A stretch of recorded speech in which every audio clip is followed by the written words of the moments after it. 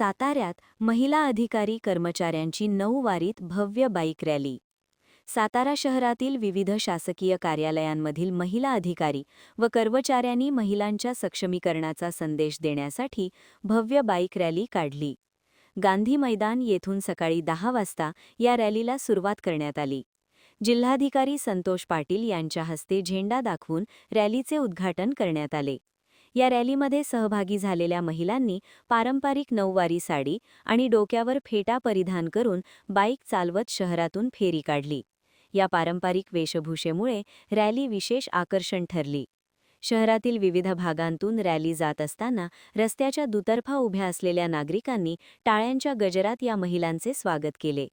महिला आज सर्वच क्षेत्रांत पुरुषांच्या खांद्याला खांदा लावून सक्षमपणे काम करत आहेत, हा संदेश समाजापर्यंत पोहोचावा या उद्देशाने ही रॅली काढण्यात आल्याचे जिल्हाधिकारी संतोष पाटील यांनी सांगितले।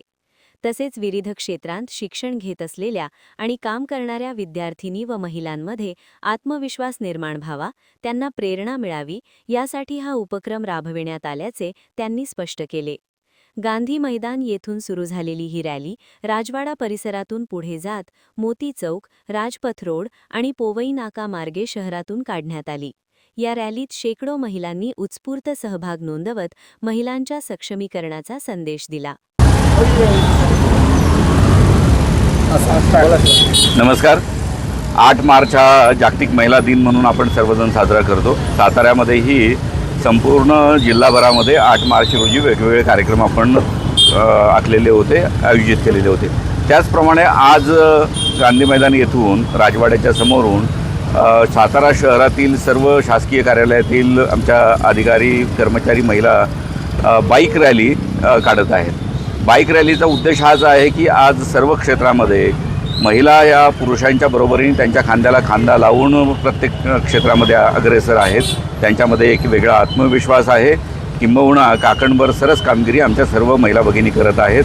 हे सर्व समाजाला निदर्शनास आलं पाहिजे आणि ज्या विद्यार्थिनी आज समाजामध्ये वेगवेगळ्या क्षेत्रामध्ये शिक्षण घेत आहेत त्यांच्यामध्येही एक आत्मविश्वास जागृत झाला पाहिजे, याकरता आज ही बाईक रॅली काढण्यात येत आहे। मोठ्या संख्येने याच्यामध्ये सहभागी झालेले आहेत। तर मी सर्व सातारकर नागरिकांना विनंती करतो, त्यांना आवाहन करतो की आपल्या सर्व माता भगिनींचं, विद्यार्थिनींचं आपण कौतुक करूया, त्यांना प्रोत्साहन देऊया, जेणेकरून आपली भावी पिढी त्यांच्या हातामध्ये सुरक्षित राहील। धन्यवाद।